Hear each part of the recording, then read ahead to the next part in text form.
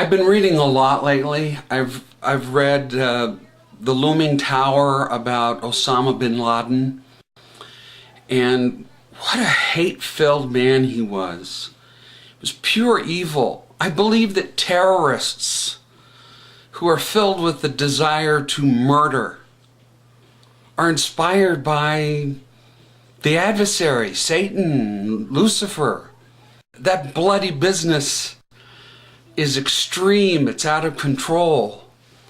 And at the same time, I've been reading the Journal of Discourses, which goes back to the 1800s when Brigham Young is governor of the territory of Utah. I'm reading where Johnston's army from the federal government is coming in to kill all the Mormons in Utah. It's called the Utah War.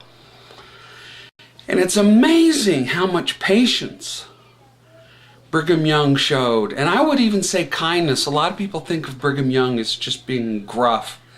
That's not true. He was really a very loving man. And the reason that people followed him was because they loved him. And so I'm 60, and I've met a number of the presidents of my church, the Church of Jesus Christ of Latter-day Saints.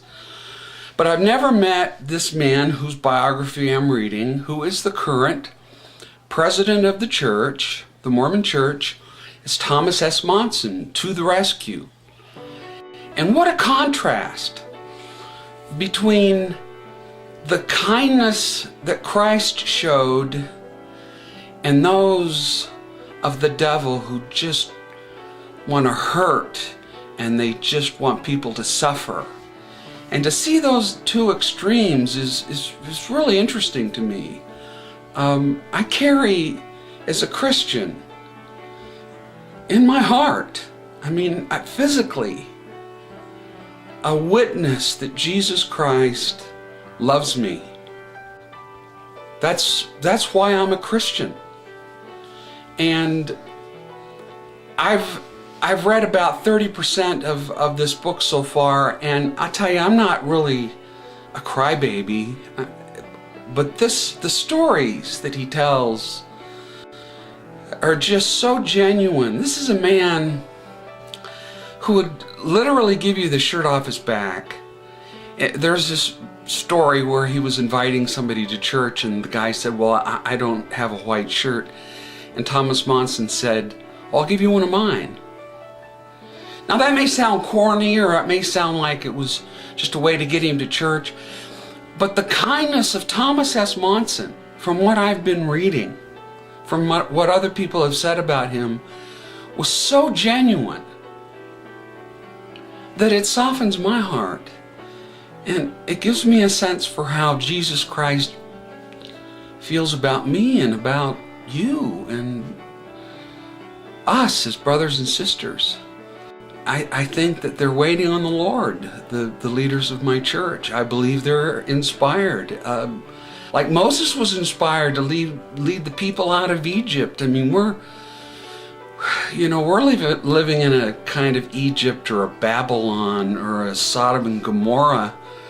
And wouldn't it be nice if we had, what if there was a modern day Moses who could direct and guide us from the hand of God himself in these lawless times to a place back to our founding fathers and the blessings of the United States Constitution. Thomas S. Monson, this man I'm reading about, this current prophet of our church, is the kindest man I've never met. And I follow him, and I will follow him, and I say thank you to God for him, because not only will following him protect me, but when he bears witness of Christ, I know that he has been given a special calling, and my witness of Christ increases. I believe the Holy Ghost confirms the witness of Christ, and I also believe the prophets throughout the ages, not just the dead ones, but the current ones, have a witness that we cannot ignore.